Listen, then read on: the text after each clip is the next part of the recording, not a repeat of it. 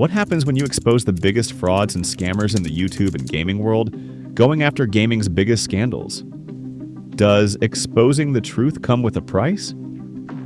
Do you get praised for telling the truth? Do you get celebrated for standing up to corruption? Or do you get framed as a liar, dragged through endless legal battles, forced to pay hundreds of thousands of dollars for simply telling people what they deserved to know? This is the controversial downfall of Karl Jobst, a man who fought to reveal the truth only to discover that sometimes telling the truth doesn't set you free, it sets you up for destruction. This is the story of how one of YouTube's bravest investigators became a target himself, and why his battle for justice came at a cost he never expected.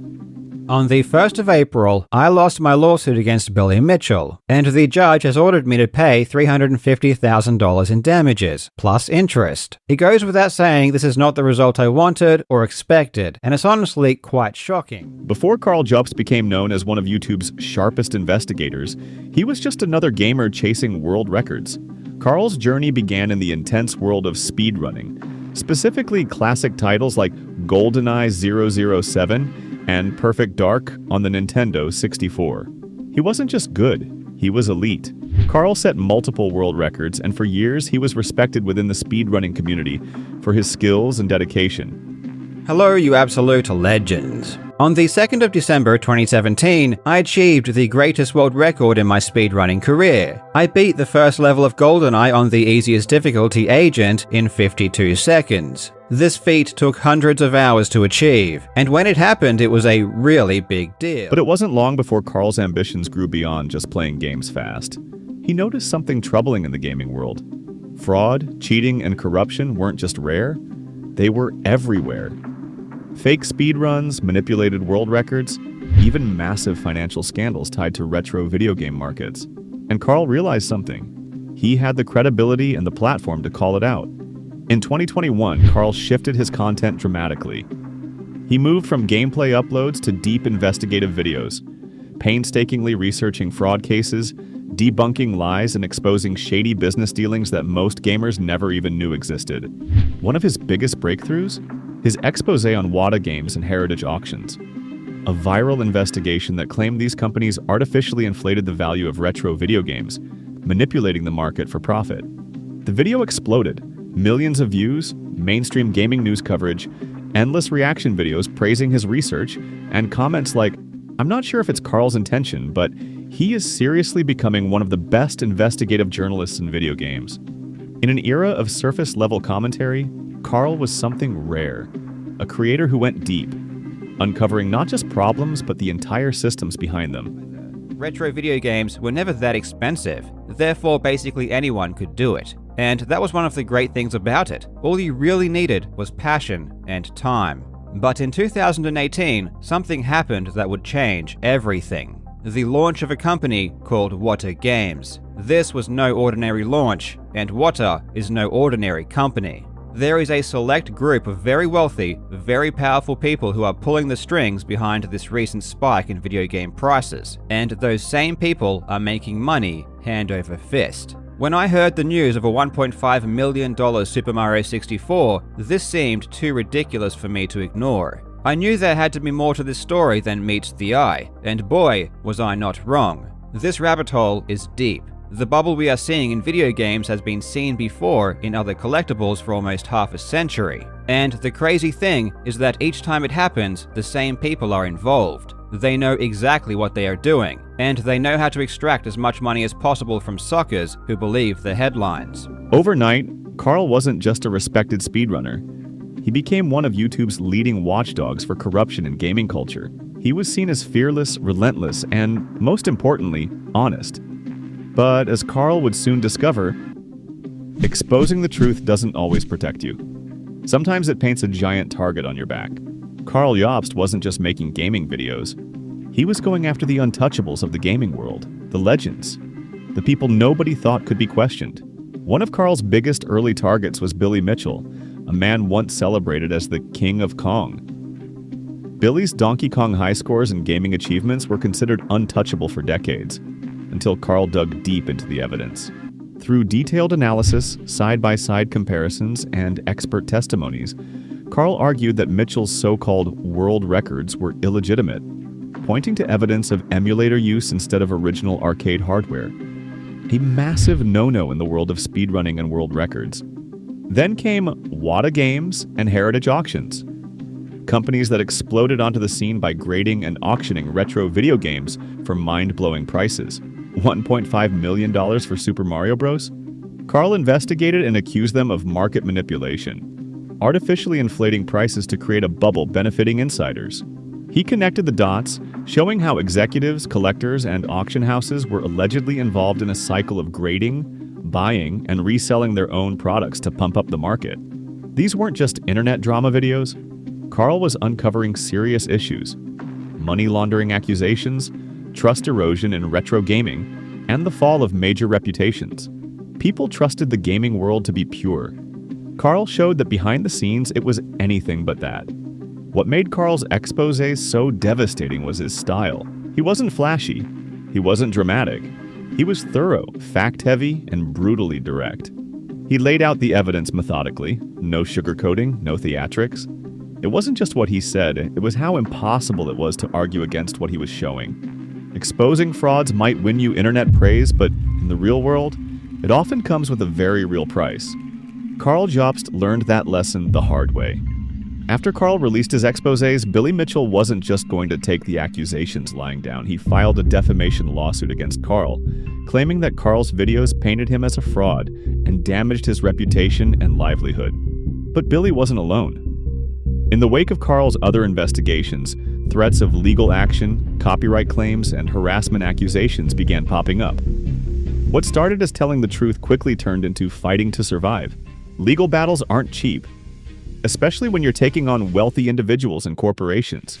Karl was hit with massive legal fees, mounting court costs, and the terrifying possibility of paying hundreds of thousands of dollars if he lost. It wasn't just about money either. The lawsuits threatened to crush his channel, ruin his reputation, and bankrupt him, all because he dared to speak up. Karl began opening up about the toll it was taking on him personally. The constant legal threats, public smearing, and financial pressure weren't just exhausting, they were soul-crushing.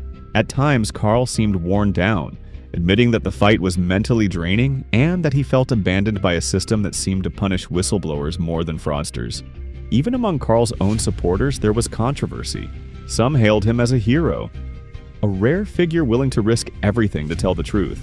Others criticized him, saying that Karl at times became too aggressive in his claims, too direct, leaving himself open to legal retaliation. There's a fine line between exposing corruption and making accusations that are easy to legally challenge. And Karl, in the heat of the moment, sometimes blurred it. By 2025, years after the first exposés dropped, the consequences of Karl Jobst's truth-telling came crashing down, hard. An Australian court ruled that Karl defamed Billy Mitchell in a 2021 YouTube video. And the cost? Hundreds of thousands of dollars in damages. An absolutely devastating financial penalty for any independent creator. This ruling wasn't just about whether Billy Mitchell had faked his gaming records. It was about how Karl framed some of his accusations. A lot of people had assumed the lawsuit was strictly about Karl accusing Billy Mitchell of cheating, which is the centerpiece of much of Karl's investigative work. But in reality, the defamation claim focused on something far more personal and inflammatory, which was Karl's implication that Billy Mitchell's legal actions may have contributed to the demise of fellow YouTuber Apollo Legend. But there was another side to the story. True, but let's see how Billy reacted to this news. In his messages to Carlos Pinheiro, who was helping to defend Billy at the time, Billy says, "My wife found online, Apollo Legend is dead. No joke." To which Carlos responds, "What? Oh my god." Billy says, "If it is true, I will not shed a tear. I will try my very hardest not to smile or giggle." Carlos couldn't find any sources, so Billy tries to help him by saying, "My wife said to Google Apollo Legend, Reddit dead." Carlos replies, "I see nothing solid." To which Billy replies, "I certainly hope you find something solid." Oops, was I not supposed to say that? I'll see if I can get my wife to find it again. So not only did Billy sue a kid with major health issues for $1 million, but he hoped he was dead, and said that if he was dead, it would make him want to smile and giggle. This is where the reaction turned ugly. Once the court ruling was public, fans and critics became deeply divided. Some longtime supporters of Karl, the same people who once praised his bravery, started turning on him. They accused him of hiding the true reason behind the lawsuit for years, saying he let everyone believe it was just about the cheating allegations. Others who had always been skeptical of Karl's tactics came forward with a sense of vindication, claiming this confirmed what they had been saying all along: that Karl exaggerated, manipulated narratives, and crossed ethical lines to get views. In defamation law, truth matters, but so does how you present that truth. The court found that Karl made these exaggerated statements, pushing beyond careful reporting into language that was seen as malicious or recklessly damaging. Many people believe that if you're telling the truth, you're safe. But the reality is far messier, especially under Australian defamation law, one of the strictest in the world. If your statements even imply wrongdoing without airtight proof, or if you frame facts in a way that causes serious harm to someone's reputation, you can still lose a defamation case, even when the core facts are right. After the ruling, Karl faced an uphill battle. $350,000 in damages plus hundreds of thousands more in legal fees. It was a crushing, almost impossible burden for any independent creator to bear, and it raised serious questions about whether truth-tellers in the gaming world could even survive. As the dust settled after the defamation loss, Karl Jobst became a polarizing figure within the YouTube and gaming communities. The reaction? Divided. Some saw him as a martyr, others thought he had crossed a line he couldn't come back from. I have concluded that there should be judgment for Mr. Mitchell in the sum of $300,000 for non-economic loss and $50,000 in aggravated damages. In addition, Mr. Jobs should pay interest on those amounts. Finally, ordinarily an unsuccessful party is ordered to pay the successful party's costs of the proceeding. At present, I see no reason why I should not make such an order against Mr. Jobs. It's the kind of plot twist you'd expect in one of Karl Jobst's own videos. A man who set out to bring accountability to the gaming world ended up being held accountable himself.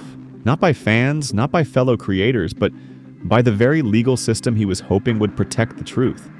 Karl's crusade was clear: expose manipulation, uncover fraud, name the names no one else dared to. But ironically, while the people he accused, from Billy Mitchell to Wada Games, walked away unscathed or even vindicated in court, Karl found himself financially crippled and legally cornered. Among his supporters, Karl won the moral war. They saw him as a rare voice of honesty, refusing to bend under industry pressure. But in the court of law, morality wasn't enough. The truth he exposed came wrapped in commentary, tone, and accusations, and that gave his opponents the ammunition they needed to strike back, and they did. Not with counter videos, but with lawsuits, legal strategies, and settlements designed to drain not just Karl's reputation, but his wallet. This is the tragic irony of Karl's journey. He tried to make the gaming world more honest, but ended up being punished for the way he told the truth. And it raises a difficult question for creators everywhere. If you go toe-to-toe with powerful figures, if you say what no one else is brave enough to say, are you really protected? Karl Jobst fought to clean up the gaming world, to shine a light where others refused to look. He went after fraud, manipulation, and deception with the intensity of someone who believed that truth could fix everything. But what Karl's story revealed is that in the real world, truth alone isn't always enough. Not when you're up against powerful names, corporate silence, and the laws that don't care about moral victories. He stood up for integrity and paid the price for it. Karl Jobst fought for integrity in gaming. But in the real world, truth alone isn't always enough to protect you. And now we ask you, the viewers, the ones who followed this journey and those who didn't know about it, was Karl reckless, or was he just the hero the gaming world needed? Let's open this up. Drop your thoughts in the comments. Do you think Karl crossed a line? Or was he punished for being bold enough to tell the truth? If you want more deep dives like this, where we dig past the surface and uncover the stories nobody else is telling, make sure to like, subscribe, and hit that notification bell so you don't miss the next one.